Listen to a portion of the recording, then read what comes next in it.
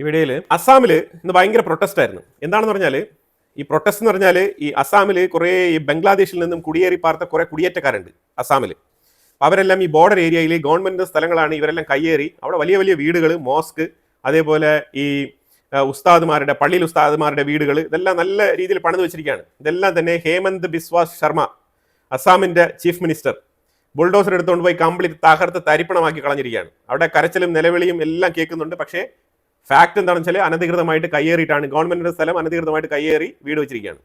അപ്പൊ അതിനകത്ത് ഇപ്പൊ കരച്ചിൽ കേട്ടിട്ട് കാര്യമൊന്നുമില്ല, നിലവിളിച്ച് കരയുന്നുണ്ട്, കരഞ്ഞിട്ട് കാര്യമൊന്നുമില്ല. പക്ഷേ no sentiments on this. Actually government എന്താണോ എടുക്കേണ്ട നടപടി അത് ഇത് മുമ്പേ എടുക്കേണ്ടതാണ്, ഇപ്പൊ എടുത്തിരിക്കുന്നുള്ളതാണ്. ഇപ്പൊ നിലവിൽ ബംഗ്ലാദേശിന്റെ ആറ്റിറ്റ്യൂഡ് ഇന്ത്യയുമായിട്ട് എങ്ങനെയാണെന്നുള്ളത് നമുക്ക് എല്ലാവർക്കും അറിയാവുന്ന കാര്യമാണ്. അപ്പൊ അതുകൊണ്ട് ഹേമന്ത് ബിശ്വാ ശർമ്മ വളരെ വ്യക്തമായിട്ട് തന്നെ തീരുമാനമെടുത്ത് ശക്തമായി മുന്നോട്ട് പോവാണ്. ഇനിയിപ്പോൾ ഇതിനകത്ത് അതായത് ഒരു ഉസ്താദ് നിന്ന് വെല്ലുവിളിക്കുകയാണ്. എന്താണ് വെല്ലുവിളി? ഹേമന്ത് ബിശ്വാ ശർമ്മ എന്ന് പേര് വിളിച്ച് പറഞ്ഞുകൊണ്ട് പറയുകയാണ്, ഞാൻ നിനക്ക് കാണിച്ചു തരാം എന്ന് പറഞ്ഞിട്ടുണ്ട്. അപ്പം അങ്ങനെ കുറേ ഈ ഇസ്ലാമിക സംഘടനയുമായിട്ട് ബന്ധപ്പെട്ട കുറച്ച് ആൾക്കാരെ, കുറച്ച് ട്രൈബൽസ് എന്നൊക്കെ പറഞ്ഞുകൊണ്ട് ബംഗ്ലാദേശിൽ ഇവരെങ്ങനെയാണോ ഈ തീപ്പന്തം ഇങ്ങനെ കത്തിച്ചുകൊണ്ട് റാലിയൊക്കെ നടത്തുന്നത്, അതേപോലെ അസ്സാമിൻ്റെ ഉള്ളിലും ഇന്നലെ രാത്രി ഈ റാലി നടത്തിയിട്ടുണ്ടായിരുന്നു. പ്രതിഷേധം, പ്രൊട്ടസ്റ്റ്. ഈ വീട് പൊളിക്കുന്നതുമായിട്ട് ബന്ധപ്പെട്ടാണ് ഈ റാലി നടത്തുന്നത്. ശരിക്കും സർക്കാരിനെതിരെ എന്ന് പറയുന്നതിനേക്കാളും ഒരു പ്രത്യേക സെക്ടറിലുള്ള ആൾക്കാരാണ് ഈ പ്രതിഷേധം നടത്തുന്നത്. തീർച്ചയായിട്ടും ഇതിങ്ങനെ തുടർന്നു കഴിഞ്ഞാൽ അസാം പോലീസ് ഇറങ്ങി അടിച്ചു നിരത്തും എന്നാണ് മനസ്സിലാക്കാൻ പറ്റുന്നത്. കാരണം ഇന്ത്യക്കുള്ളിൽ ഈ പരിപാടി നടക്കത്തില്ല. রেভিনিউ খাস আনিছা খালি পাট্টার মাটিত সোমাম আর তোমাক এদিন হলেও আমি এই খাস মাটিত ওলাই লৈ আহিছো। খাস মাটিত তোমালোকে বসবাস কৰিব লাগিব, সহ্য কৰিয়ে খাস মাটিত বসবাস কৰিব। এতিয়াৰ পৰা আমি এটাই ഡൽഹി സ്ഫോടനവുമായിട്ട് ബന്ധപ്പെട്ട് കുറച്ച് ഡെവലപ്മെന്റ്സ് വന്നിട്ടുണ്ട്. ആ ഡെവലപ്മെന്റ്സ് എന്താണെന്ന് വെച്ചാൽ ഈ മസൂദ് അസറും അയാളുടെ അനിയനായിട്ടുള്ള തലാൽ സൈഫ് എന്ന് പറഞ്ഞ് ഈ രണ്ടുപേരും കൂടി ചേർന്നിട്ടാണ് ഈ പ്ലാൻ ഒരുക്കിയതായിട്ട്, അതായത് അജണ്ട എന്താണ് ഇന്ത്യക്കുള്ളിൽ നടത്താൻ പോകുന്ന സംഗതി എന്നതിനെ കുറിച്ചുള്ള ഒരു അജണ്ട എന്നാണ് ക്രിയേറ്റ് ചെയ്തത്. നമ്മൾ ഓപ്പറേഷൻ സിന്ദൂർ നടത്തി ആ ഒരു ബാവൽപൂർ എന്ന് പറഞ്ഞ സ്ഥലത്ത് ഉണ്ടായിരുന്ന വലിയ രീതിയിലുള്ള മോസ്ക്, ഇവരുടെ മദ്രസ, ഈ തീവ്രവാദികളെ പഠിപ്പിക്കുന്ന ആ പഠിപ്പീര് കേന്ദ്രം, ഇതെല്ലാം തന്നെ നമ്മൾ അറ്റാക്ക് ചെയ്ത് അടിച്ച് നിരത്തിയിട്ടുണ്ടായിരുന്നു. അതിനെ തുടർന്ന് ഇവരുടെ ഫാമിലി മെമ്പേഴ്സ് ആയിട്ടുള്ള കുറേ ആൾക്കാർ കൊല്ലപ്പെട്ടിട്ടുണ്ട്. ആ ഒരു ടൈമിൽ ഇവരെടുത്ത തീരുമാനമാണ്. അത് കഴിഞ്ഞിട്ട് കുറച്ച് സ്റ്റെപ്പ് ബൈ സ്റ്റെപ്പായിട്ട് ഇവർ ഇത് ഡെവലപ്പ് ചെയ്ത് കൊണ്ടുവന്നിട്ട് ഇവർ വിമൺ വിങ് നമുക്ക് തയ്യാറാക്കണമെന്ന് ഇവർ തീരുമാനിച്ചു. അങ്ങനെയാണ് ഈ സ്ത്രീകളെ ഹയർ ചെയ്യാൻ ഇവർ തീരുമാനിച്ചത്. സ്ത്രീകളെ ഹയർ ചെയ്ത് ഈ പ്രവൃത്തി ചെയ്യിപ്പിക്കണമെന്ന് പറയുമ്പോഴേ അവരുടെ ആശയത്തിൽ അവർ പരാജയപ്പെട്ടു. കാരണം അവർ ഫണ്ടമെന്റലിസം അനുസരിച്ച് നമ്മൾ നോക്കുകയാണെന്നുണ്ടെങ്കിൽ സ്ത്രീകളെ വിഷയത്തിലേക്ക് ഇടപെടുത്താൻ പാടില്ല. അപ്പോൾ ആ വിഷയത്തിൽ ആശയപരമായിട്ട് അവന്മാർ പരാജയപ്പെട്ടിരിക്കുകയാണ്. പക്ഷെ എന്നാലും തീവ്രവാദികളാണ്. അപ്പോൾ അതിനെ നമുക്ക് ആ രീതിയിൽ കണ്ടാൽ മതി. ഞാൻ അവരുടെ പെർസ്പെക്റ്റീവിൽ കാര്യം പറഞ്ഞതേ ഉള്ളൂ.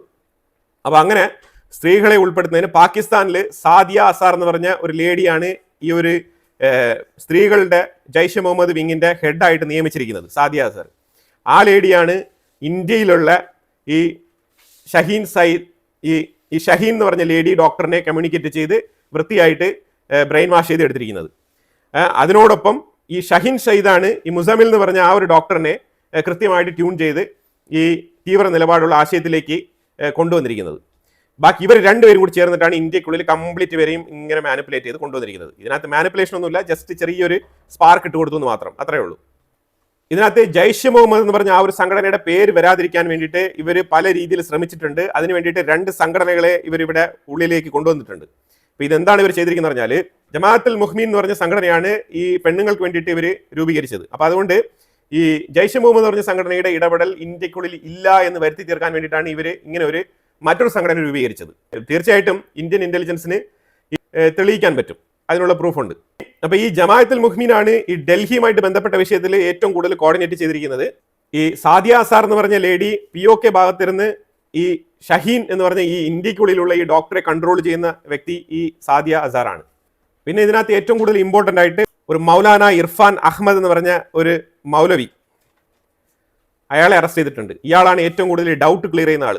എന്തെങ്കിലും ഡൗട്ട് വന്നിട്ട് നമുക്കിത് ചെയ്യാൻ പറ്റുമോ, ഇത് ശരിയാണോ തെറ്റാണോ എന്നൊക്കെ ചോദിച്ചു കഴിഞ്ഞാൽ ഇത് ശരിയാണ്, നമുക്ക് ഇങ്ങനെ ചെയ്യാൻ പറ്റൂ, ഇങ്ങനെയൊക്കെ നമുക്ക് വാചകങ്ങൾ ഉണ്ടെന്ന് പറഞ്ഞിട്ട് പറഞ്ഞു കൊടുത്ത് അവരെ കൺവിൻസ് ചെയ്യുന്നത് ഈ വ്യക്തിയാണ്. ഇയാൾ ഇതിനു മുമ്പ് ഈ അൽഫല മെഡിക്കൽ സെന്റർ എന്ന് പറഞ്ഞ ആ ഒരു സ്ഥാപനത്തിൽ പാരാമെഡിക്കൽ സ്റ്റാഫായിട്ടാണ് പണിയെടുത്തുകൊണ്ടിരുന്നത്. പിന്നെയാണ് തുടരെ ഈ മുസമിലും ഈ ഇർഫാൻ അഹമ്മദും കൂടി ചേർന്നിട്ട് മറ്റു പലരെയും കൺവിൻസ് ചെയ്ത് എടുക്കുന്നത്. പിന്നെ അമീർ റാഷിദ് എന്ന് പറഞ്ഞ ഒരു വ്യക്തി അറസ്റ്റ് ചെയ്തിട്ടുണ്ടായിരുന്നു.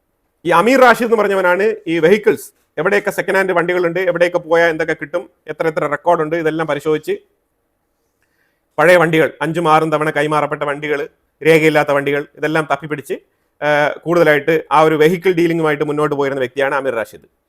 പിന്നെ ഇവരുടെ എല്ലാം മുകളിലൊരു ഉദ്യോഗസ്ഥനായിട്ട് പ്രവർത്തിച്ചിരുന്ന ആളാണ് നിസാറുൽ ഹസൻ. ഈ നിസാറുൽ ഹസൻ ഇതിനു മുമ്പ് തന്നെ പല വർഷങ്ങൾക്ക് മുമ്പ് 5-6 വർഷങ്ങൾക്ക് മുമ്പ് തന്നെ ഈ ജയ്ഷെ മുഹമ്മദ് എന്ന് പറഞ്ഞ ഈ ഒരു സംഘടനയുമായിട്ട് കമ്മ്യൂണിക്കേഷനിൽ ഉണ്ടായിരുന്നു എന്ന് പറഞ്ഞിട്ട് JNKയിൽ നിന്നും ഡിസ്മിസ് ചെയ്യപ്പെട്ട വ്യക്തിയാണ് ഈ നിസാറുൽ ഹസൻ എന്ന് പറയുന്നത്. ആ വ്യക്തിയെ ഹരിയാനയിൽ ഈ കോളേജ് ഏതാണ് അൽഫല മെഡിക്കൽ കോളേജ് അവർ ഹയർ ചെയ്ത് സീനിയർ സ്റ്റാഫായിട്ട് അപ്പോയിന്റ് ചെയ്തിരുന്നത്. അതായത് ഒരു ഗവർണർ തീവ്രവാദ ബന്ധമുണ്ടെന്ന് പറഞ്ഞിട്ട് ഒഴിവാക്കിയ വ്യക്തിയെ ഇവർ ഹയർ ചെയ്ത് എംപ്ലോയി ആക്കിയിട്ടുണ്ട്. ഇതിന്റെ പേരിൽ ഒരു അലിഗേഷനും ആ കോളേജിന്റെ പേരിലും ഒരു കേസ് എടുത്തിട്ടുണ്ട് ഈ വിഷയത്തിനെ ചൊല്ലി. പിന്നെ ഈ നിസാർ ഹസൻ എന്ന് പറഞ്ഞ ഈ വ്യക്തി ഇപ്പം ഒളിവിലാണ്. അവനെ പിടികിട്ടാ പുള്ളിയായിട്ട് അവനെ പിടികിട്ടാ പുള്ളി എന്നുള്ള ലിസ്റ്റിൽ ഉൾപ്പെടുത്തി അന്വേഷണം തുടരുന്നുണ്ട്. അവൻ അഫ്ഗാനിസ്ഥാൻ വഴി വേറെ ഏതോ രാജ്യത്തോട്ടൊക്കെ രക്ഷപ്പെട്ടു പോയതായിട്ടുള്ള വാർത്തകളൊക്കെ വരുന്നുണ്ട്. ഇന്റർപോളിലേക്ക് NIA അന്വേഷണം വ്യാപിപ്പിച്ചിട്ടുണ്ട്. ഇനി ഇവര് ഇതിന്റെ ഉള്ളിലേക്ക് ഒരു ഐഡിയോളജി കൊണ്ടുവന്നിട്ടുണ്ട്. അസാർ ഗസ്വത്ത് ഉൽ ഹിന്ദ് എന്ന് പറഞ്ഞ ഒരു ആശയമാണ് ഇവർ ഇതിനകത്ത് കൊണ്ടുവന്നിരിക്കുന്നത്. ഈ ആശയം അന്താരാഷ്ട്ര തലത്തിൽ അൽ ഖ്വയ്ദ പോലത്തെ സംഘടനകൾ ഉപയോഗിക്കുന്ന ആശയമാണ്. ഇത് എന്തുകൊണ്ടാണെന്ന് പറഞ്ഞാൽ ഈ പേര് ഇവർ സ്പെസിഫിക് ആയിട്ട് ഉപയോഗിച്ചിരിക്കുന്നത്. അതായത് ഇത് എങ്ങനെയാണ് ഇവർ ഈ ഒരു ആശയം കൊണ്ടുവന്നിരിക്കുന്നത്, ഇവരുടെ കമ്മ്യൂണിക്കേഷനിൽ, ഇവരുടെ സംസാര രീതിയിൽ, ഇതിലെല്ലാം തന്നെ ഇവർ ഈ ഒരു കോഡ് ഭാഷയും ഈ സംഘടനകളുടെ പേരും ഈ ആശയങ്ങളുടെ പേരൊക്കെ ആയിരിക്കും ഉപയോഗിക്കുക. അപ്പം നമുക്ക് എന്താണ് ചെയ്യാൻ പറ്റുന്നത്? നമുക്ക് ഡയറക്റ്റ് ആയിട്ട് ഒരു ലീഡ് ഈ ജയ്ഷ് എന്ന് പറഞ്ഞ സംഘടനയ്ക്ക് അഥവാ പാകിസ്ഥാന്റെ ഉള്ളിൽ നിന്ന് പ്രവർത്തിക്കുന്ന സംഘടനയിലേക്ക് നമ്മുടെ അന്വേഷണം കൊണ്ടുപോകാൻ കഴിയില്ല. അതിനു വേണ്ടിയിട്ടാണ് അവർ ഇങ്ങനെ വളഞ്ഞ വഴി കൂടെ ഈ ഒരു ഓപ്പറേഷൻ നടത്തിയിരിക്കുന്നത്. ഈ ഓപ്പറേഷൻ അവർ പേരിട്ടിരിക്കുന്നത് D6 എന്നാണ് അവർ പേരിട്ടിരിക്കുന്നത്. ഓപ്പറേഷൻ D6, അതായത് ഡിസംബർ 6 6 സ്ഥലങ്ങളിലേക്ക് ബോംബ് പൊട്ടിക്കണം. ഇതാണ് D6 എന്ന് പറഞ്ഞാൽ അവർ നടത്തിയ ഓപ്പറേഷൻ. പക്ഷേ ഇതിനെയാണ് NIA, ഇന്ത്യയിലെ അന്വേഷണ സംഘം, ശരിക്കും പറഞ്ഞാൽ പെഹൽഗാമിൽ ഒരു പോലീസ് ഉദ്യോഗസ്ഥൻ തികച്ചും ഇങ്ങനെ ഒരു ജയ്ഷിനെ അനുകൂലിച്ചുകൊണ്ട് ഒരു പോസ്റ്റർ ഒട്ടിക്കുന്നുണ്ട്. അത് ഒട്ടിച്ചത് ഇപ്പൊ പിടിയിലായ അദിൽ എന്ന് പറഞ്ഞ ആ ഡോക്ടറാണ് ഒട്ടിച്ചത്. ആ ഡോക്ടറിനെ പിന്തുടർന്ന് നടത്തിയ അന്വേഷണത്തിൽ അവനെ ട്രേസ് ചെയ്തിട്ട് കൃത്യമായിട്ട് ആരാണ് ഈ പോസ്റ്റ് കൊണ്ട് ഒട്ടിച്ചത് എന്നുള്ളത് കൃത്യമായിട്ട് CCTV ഫുട്ടേജ് ഒക്കെ സെർച്ച് ചെയ്ത് കണ്ടെത്തി അവനെ ട്രാക്ക് ചെയ്ത് അവനെ കൈയോടെ പിടികൂടിയത് മുതൽ തുടങ്ങിയതാണ് ഈ ഒരു അന്വേഷണം. ആ അന്വേഷണമാണ് തികച്ചും ഡൽഹിയിൽ ആ ഒരു പൊട്ടിത്തെറിക്ക് മുമ്പായിട്ട് തുരിതരാ കുറച്ച് ആൾക്കാരെ അറസ്റ്റ് ചെയ്യാൻ വേണ്ടിയിട്ടുള്ള സാഹചര്യത്തിന് വഴിയൊരുക്കിയത്. അങ്ങനെ തുടർന്ന് അറസ്റ്റുകൾ നടന്നതുകൊണ്ടാണ് ഇവൻ ഡിസംബർ 6-ാം തീയതി പൊട്ടിക്കാൻ വെച്ചിരുന്നത് ഡൽഹിയിൽ തന്നെ വെച്ച് പൊട്ടിക്കേണ്ട സാഹചര്യം രൂപപ്പെട്ടതും. അങ്ങനെയാണ് ഉമർ പൊട്ടിത്തെറിക്കുന്നത്. ഇനിയിപ്പോൾ ഈ ഉമർ നബി ഒരു സ്റ്റേറ്റ്മെന്റ് പുറത്തുവിട്ടിട്ടുണ്ട്. ഇത് പൊട്ടിത്തെറിക്കുന്നതിന് കുറച്ച് നാൾക്ക് മുമ്പ് ഒരു വീഡിയോ റെക്കോർഡ് ചെയ്തിട്ടുണ്ട്. അതിനകത്ത് അവൻ വളരെ വ്യക്തമായിട്ട് പറയുന്നുണ്ട്. അവൻ പറയുന്നത് മാർട്ടിയർഡോം ഓപ്പറേഷനിസ്റ്റ് എന്നാണ് അവൻ പറയുന്നത്. ഈ ഒരു വാക്ക് അവൻ മൾട്ടിപ്പിൾ ടൈംസ് പറയുന്നുണ്ട്. പറഞ്ഞിട്ട് അവൻ പറയുന്നത്, അതായത് മരിക്കുന്ന സ്ഥലം, ആ ഒരു സമയം, ഇതിനെക്കുറിച്ചൊക്കെ വിയേർഡ് ആയിട്ടുള്ള ഒരു സ്റ്റേറ്റ്മെന്റ് ആണ് കൊടുക്കുന്നത്. പക്ഷേ ഈ ഒരു വാചകം അവൻ മൾട്ടിപ്പിൾ ടൈംസ് പറയുന്നുണ്ട്. വളരെ ക്ലിയർ ആയിട്ടുള്ള സെൽഫ് റെക്കോർഡ് ചെയ്തൊരു വീഡിയോ ആണ്. പിന്നീട് അത് ജനലിലേക്ക് തിരിച്ചിട്ട് ആ വീഡിയോ പകുതിക്കങ്ങ് കട്ടാകുകയാണ് ചെയ്യുന്നത്. ഇങ്ങനെ ഒരു വീഡിയോ ഇപ്പം കിടന്ന് വൈറലാവുന്നുണ്ട്. പക്ഷെ അതിന് വലിയ പ്രാധാന്യമൊന്നുമില്ല, കാരണം അവൻ പൊട്ടിത്തെറിച്ച് കഴിഞ്ഞല്ലോ. അവൻ സെൽഫായിട്ട് തന്നെ പൊട്ടിത്തെറിക്കാൻ വേണ്ടി പോയതാണ് എന്നുള്ളതിനെ ഉറപ്പിക്കുന്ന രീതിയിലാണ് ഈ ഒരു വീഡിയോ വന്നിരിക്കുന്നത്. അപ്പോൾ അതുകൊണ്ട് അവിടെ കൺഫ്യൂഷൻ ഇല്ല, ദർ ഇസ് നോ ഡൗട്ട്. അപ്പോൾ ഇതിനകത്ത് നമ്മൾ കഴിഞ്ഞ തവണ FATF ഈ പാകിസ്ഥാനിൽ പ്രവർത്തിക്കുന്ന ഈ സംഘടനകൾ, അതായത് ഈ ജയ്ഷ് അതേപോലെ ലഷ്കർ എന്ന് പറയുന്ന സംഘടനയൊക്കെ നമ്മൾ കൃത്യമായിട്ട് പോയിന്റ് ഔട്ട് ചെയ്യാൻ കഴിഞ്ഞത് ഇവരുടെ ട്രാൻസാക്ഷൻസ്, പല വഴി കൂടെ വന്നിരുന്ന ട്രാൻസാക്ഷൻസ്, സ്വിഫ്റ്റ് ടച്ച് ചെയ്ത് വന്ന ട്രാൻസാക്ഷൻസ്, ഇതെല്ലാം തന്നെ നമ്മൾ ട്രാക്ക് ചെയ്ത് കൃത്യമായിട്ട് നമ്മൾ FATF എത്തിച്ചിട്ടുണ്ടായിരുന്നു. അത് കഴിഞ്ഞിട്ട് ഇവരിപ്പോൾ ഒരു 4-5 വർഷമായി. അപ്പോൾ അത് കഴിഞ്ഞിട്ട് ഇവർക്ക് എവിടെ നിന്നാണ് ഫണ്ട് വരുന്നത് പറഞ്ഞാൽ പാകിസ്ഥാനികളാണ് ഫണ്ട് കൊടുക്കുന്നത്. ഈ പാകിസ്ഥാനികൾ അത്രത്തോളം ഈ ദീനുള്ള ഭയങ്കര വിശ്വാസികളായിട്ടുള്ള പാകിസ്ഥാനികൾ ഇവരെന്തോ പുണ്യപ്രവൃത്തിയാണ് ചെയ്യുന്നത്. ഇന്ത്യ കാഫറുകളുടെ രാജ്യമാണ്. അപ്പോൾ അതുകൊണ്ട് അവരെ എങ്ങനെയെങ്കിലും ഈ അന്ത്യനാൾക്ക് മുമ്പ് തന്നെ മൊത്തത്തിൽ ഇസ്ലാമായിട്ട് മാറ്റി തീർക്കണം എന്നുള്ള രീതിയിലുള്ള ആശയങ്ങൾ പാകിസ്ഥാന്റെ ഉള്ളിൽ പ്രചരിപ്പിച്ചുകൊണ്ട്, അതൊന്നും എവിടെ നടക്കാൻ പോകുന്ന കാര്യങ്ങളല്ല. പക്ഷെ ഇതൊക്കെ പ്രാക്ടിക്കലായിട്ട് അവർ ഈ പാകിസ്ഥാനികളെ പറഞ്ഞ് വിശ്വസിപ്പിച്ചുകൊണ്ട്, അപ്പോൾ ഇവര് ദീൻ കൊണ്ടുപോകുന്നു എന്ന് പറഞ്ഞിട്ട്, അപ്പോൾ ദൈവത്തിന് പൈസ ഓഫർ ചെയ്യുന്ന പോലെ ഇവർ പൈസ വാങ്ങിക്കുകയാണ്. പൈസ വാങ്ങിക്കുന്ന പറഞ്ഞാൽ ഇവർ ഫിസിക്കൽ മണിയല്ല വാങ്ങിക്കുന്നത്, കംപ്ലീറ്റ് ഡിജിറ്റൽ ട്രാൻസാക്ഷൻ ആണ്. പാകിസ്ഥാന്റെ ഉള്ളിൽ ഈസി പൈസ, അങ്ങനെ കുറേ ഇങ്ങനത്തെ ആപ്പുകളുണ്ട്, വാലറ്റുകൾ. ആ വാലറ്റുകൾ വഴി QR കോഡ് സ്കാൻ ചെയ്ത് ഈ പണപ്പിരിവ് നടത്തുന്നുണ്ട്. അപ്പോൾ ഇതിനകത്ത് മാക്സിമം 100, 150, 50, 25 ഇങ്ങനെയുള്ള ചെറിയ ചെറിയ തുകകളാണ്. അപ്പോൾ ഇതിനകത്ത് ലക്ഷക്കണക്കിന് ലിസ്റ്റ് ഇങ്ങനെ പേയ്മെന്റിന്റെ വരികയാണ്. അപ്പോൾ ഇത് ട്രാക്ക് ചെയ്യാന്ന് പറഞ്ഞാൽ വലിയ തലവേന പിടിച്ച പരിപാടിയാണ്. ഈ 50 രൂപ കൊടുത്തവനെയും 10 രൂപ കൊടുത്തവനെയൊക്കെ ട്രാക്ക് ചെയ്ത് എന്ത് ചെയ്യാനാണ്?